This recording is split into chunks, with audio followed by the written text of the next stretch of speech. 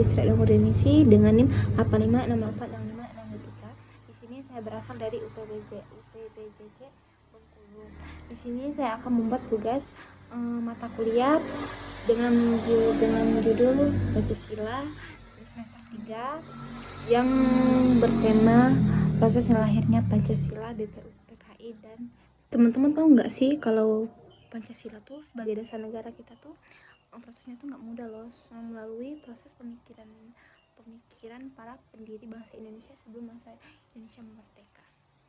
Jadi kita masih perjalanan lahirnya Pancasila dimulai dari BPUPKI atau singkatan dari Badan Penyelidik Usaha-Usaha Persiapan Kemerdekaan Indonesia.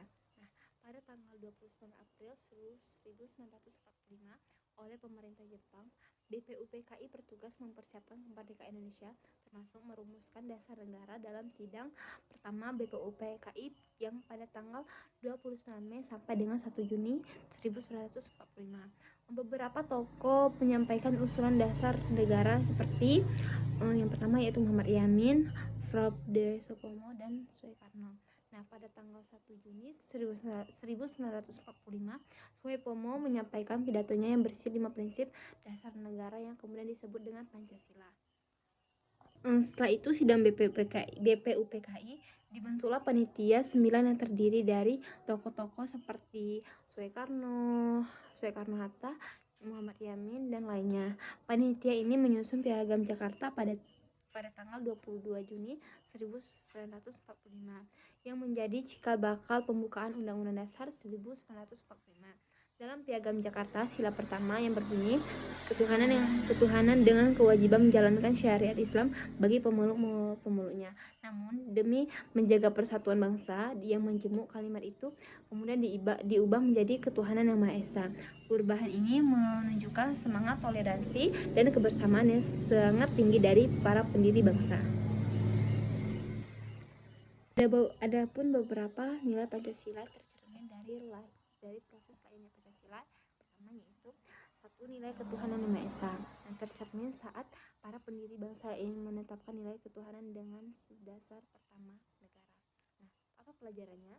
Pelajarannya, kita harus menghormati setiap agama dan keyakinan orang lain agar hidup damai dan rukun. Referensinya, di zaman sekarang generasi muda perlu menolak intoleransi dan belajar hidup berdampingan keberagamaan. Pertama yaitu nilai persatuan. Yang kedua yaitu nilai persatuan. Sila ketiga, persatuan Indonesia. Nah, tanpa saat para pendiri bangsa rela mengubah rumusan demi menjaga persatuan dan keutuhan bangsa. Apa pelajarannya yang dapat diambil? Persatuan adalah kekuatan terbesar bangsa. Referensinya, generasi muda sekarang muda perlu menjaga semangat persatuan, tidak mudah terpecah dan oleh perbedaan suku, agama, atau pandangan. Kemudian nilai kerakyatan dan musyawarah. Sila keempat, kerakyatan yang dipimpin oleh hikmat kebijaksanaan dalam permusyawaratan perwakilan. Nah, tampak dalam sidang BPUPKI dan PPKI di mana semua keputusan diambil melalui musyawarah dan mufakat, bukan paksaan. Pelajarannya, setiap masalah bisa diselesaikan dengan dialog dan saling menghormati. Apa referensinya? Anak muda perlu membiasakan musyawarah dalam organisasi, sekolah, dan media sosial, bukan saling menjatuhkan satu sama lain. Kemudian yaitu nilai keadilan, sila kelima. Para tokoh memperjuangkan kemerdekaan tapi bukan untuk kelompok tertentu, tapi untuk seluruh rakyat Indonesia. Pelajarannya, keadilan adalah tujuan utama perjuangan bangsa. Apa referensinya?